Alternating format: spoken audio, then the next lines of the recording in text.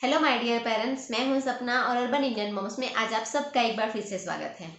0 से लेकर 6 महीने तक के बच्चों का ब्रेस्ट फीडिंग कराने के बाद या फिर फॉर्मूला मिल्क पिलाने के बाद थोड़ा सा दूध बाहर निकालना या फिर स्पिटअप करना या फिर थोड़ी सी वॉमिट करना काफ़ी नॉर्मल है। लेकिन एज ए न्यू पेरेंट्स हमें इस बारे में ज़्यादा जानकारी नहीं होती और इस वजह से जब हमारे बेबी को हम इस तरह दूध बाहर निकालता देखते हैं तो हम थोड़े परेशान हो जाते हैं। इसलिए आज इस वीडियो में मैं आपके साथ इसी प्रॉब्लम के बारे में बात करने वाली हूँ कि क्यों छोटे बच्चे दूध पीने के बाद थोड़ा सा दूध बाहर निकाल देते हैं, ऐसा होना कब नॉर्मल है और कब आपको डॉक्टर को कंसल्ट करना है, ताकि आप इस सिचुएशन के बारे में क्लियर हो पाए। तो चलिए वीडियो शुरू करते हैं। लेकिन वीडियो शुरू करने से पहले आप अभी से लाइक बटन को प्रेस कर दीजिए, क्योंकि आप बाद में वीडियो को लाइक करना भूल जाते हैं। और अभी तक चैनल को सब्सक्राइब ना किया हो तो सब्सक्राइब बटन वीडियो के नीचे ही है, जल्दी से प्रेस कर दीजिए ताकि हम वापस मिल सके। तो चलिए अब वीडियो स्टार्ट करते हैं।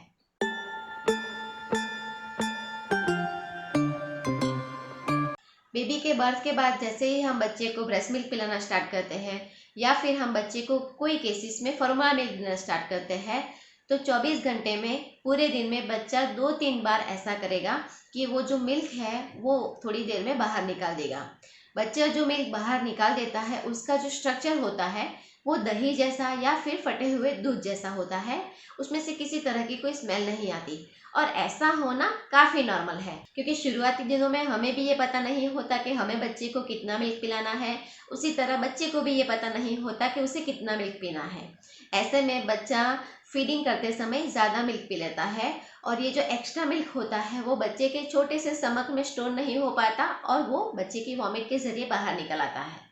वैसे भी छोटे बच्चों का डाइजेस्टिव सिस्टम 0 से लेकर 1 साल के अंदर अंदर धीरे धीरे से डेवलप होता है। उसी में बच्चे की टमी की साइज़ भी बहुत ही ज़्यादा छोटी होती है। ऐसे में बच्चा ज़्यादा दूध डाइजेस्ट नहीं कर पाता, स्टोर भी नहीं कर पाता।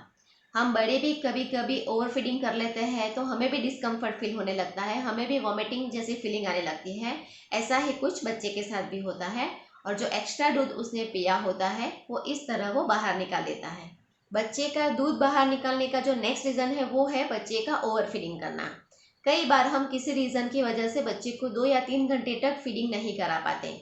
ऐसे में जब बच्चे को बहुत ज़्यादा भूख लग जाती है और हम उसके बाद बच्चे को ब्रेस्ट मिल्क पिलाते हैं या फिर फॉर्मूला मिल्क पिलाते हैं, तो बच्चे ज़्यादा भूख की वजह से ओवर मिल्क पी लेते हैं, ओवर फीडिंग कर लेते हैं और बच्चे का छोटा सा तमी इस एक्स्ट्रा मिल्क को स्टोर नहीं कर पाता और वह उसे वॉमिटिंग के ज़रिए बाहर निकाल देता है। इसलिए तो डॉक्टर हमें हमेशा एडवाइस करते हैं कि आप हमेशा बच्चे को, बच्चा डिमांड करे या ना करे, हर 1-2 घंटे में थोड़ा थोड़ा ब्रेस्ट फीडिंग कराते रहे, थोड़ा थोड़ा फॉर्मूला मिल्क पिलाते रहे, ताकि बच्चे को बहुत ज़्यादा भूख ना लगे और उस भूख की वजह से बच्चा बहुत ज़्यादा ओवर फीडिंग ना करे।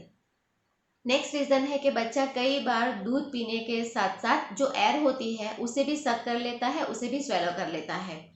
नॉर्मली ऐसा जब बच्चे बॉटल फीड करते हैं उस केसेस में बहुत ही ज़्यादा होता है,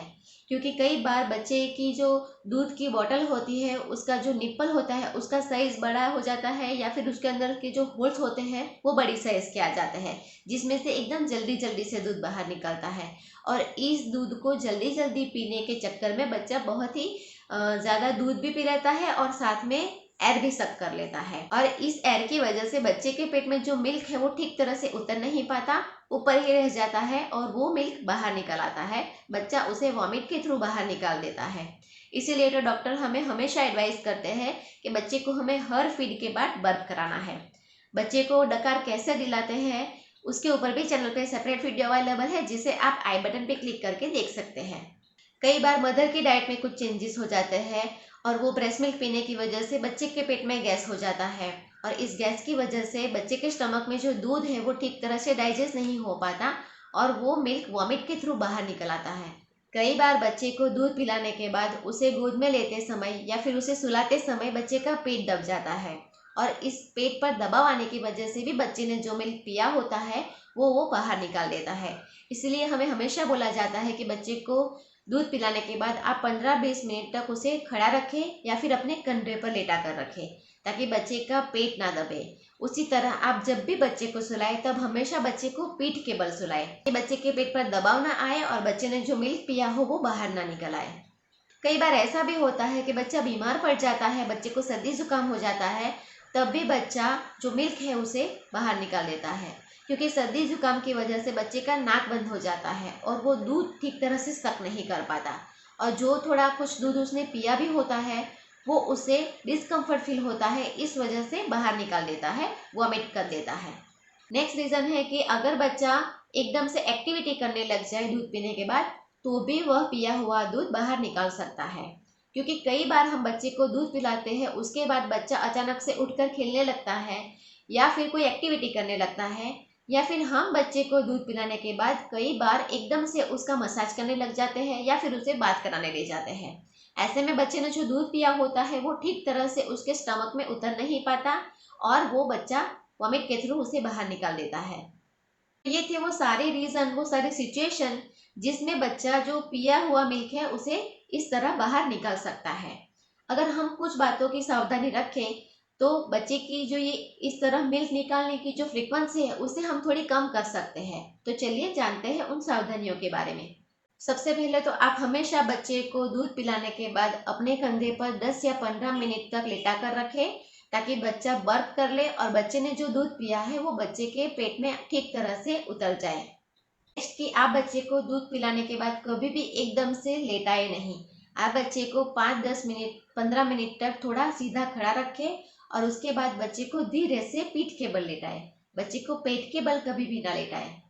नेक्स्ट कि आप बच्चे को हर 2 घंटे में ब्रेस्ट फीडिंग कराती रहे या फिर फॉर्मूला मिल्क पिलाती रहे, और बच्चे को जब ब्रेस्ट फीडिंग कराती हो तब हर ब्रेस्ट पे 15 से लेकर 20 मिनट तक उसे फीडिंग कराए, ताकि बच्चा ठीक तरह से ब्रेस्ट फीड करे। अगर बच्चा ब्रेस्ट फीडिंग करते करते किसी समय सो जाए तो इस बात को ध्यान रखें कि जब भी बच्चा उठे सबसे पहले उसे डकार दिलाए, उसे बर्प कराए। नेक्स्ट कि आप जब भी बच्चे को ब्रेस्ट फीडिंग कराए तब हमेशा उसे 30 डिग्री के एंगल पर उसका सर थोड़ा ऊंचा रहे, ऐसे सिचुएशन में उसे ब्रेस्ट फीडिंग कराए कि इस पोजीशन में जब आप बच्चे को दूध पिलाती है तो दूध सीधा बच्चे के स्टमक में जाता है और बच्चे की दूध बाहर निकालने की जो चांसेस है वो थोड़े कम हो जाते हैं। नेक्स्ट के बच्चे को दूध पिलाने के बाद आप किसी भी तरह की कोई एक्टिविटी एकदम से ना कराएं, ना ही आप बच्चे को मसाज करें और ना ही उसे दूध पिलाने के तुरंत बाद बात कराने ले जाएं। इन शॉर्ट के आप बच्चे की बॉडी में एकदम से मूवमेंट हो जाए ऐसी कोई एक्टिविटी उसे दूध पिलाने के बाद तुरंत ना करें, ताकि बच्चा दूध बाहर निकाल पाए। अगर आप अपने बच्चे को दूध पिलाते समय इन सारी चीज़ों का ध्यान रखेगी तो ऐसी सिचुएशन बहुत कम आएगी जिसमें बच्चा दूध इस तरह से बाहर निकालेगा। लेकिन साथ में ही कुछ ऐसी सिचुएशन भी है जिसमें अगर बच्चा इस तरह से दूध बाहर निकालता है तो आपको एक बार डॉक्टर से कंसल्ट करना पड़ सकता है। जैसे कि अगर बच्चा जो भी दूध बाहर निकालता है उसके साथ थोड़ा सा ब्लड वो बाहर निकाले, या फिर बच्चा जब भी दूध बाहर निकाले तब बहुत ज़्यादा खांसते खांसते दूध बाहर निकाले, या फिर बच्चा जो भी दूध निकाल रहा है वो दही जैसा नहीं, फटे हुए दूध जैसा नहीं, लेकिन जैसा दूध उसने पिया है बिल्कुल वैसा ही स्ट्रक्चर वो दूध बाहर निकाले तब हो, और ऐसा दूध वो बार बार बाहर निकाले, तो आप एक बार डॉक्टर को ज़रूर दिखा दें। तो ये थी वो सारी सिचुएशंस जिसमें बच्चा दूध बार बार बाहर निकालता है और उसके सॉल्यूशंस। मैं आशा रखती हूँ कि अब आपके बेबी की दूध निकालने की जो प्रॉब्लम है उससे आप थोड़ा निश्चिंत हो गए होंगे। और वीडियो पसंद आया हो तो इसे लाइक कर देना, और चैनल अभी तक सब्सक्राइब नहीं की हो तो वीडियो के नीचे ही सब्सक्राइब बटन है उसे प्रेस कर दीजिएगा। तो अब मिलते हैं हमारे नेक्स्ट वीडियो में, तब तक के लिए आप सबको happy parenting. Thank you for watching.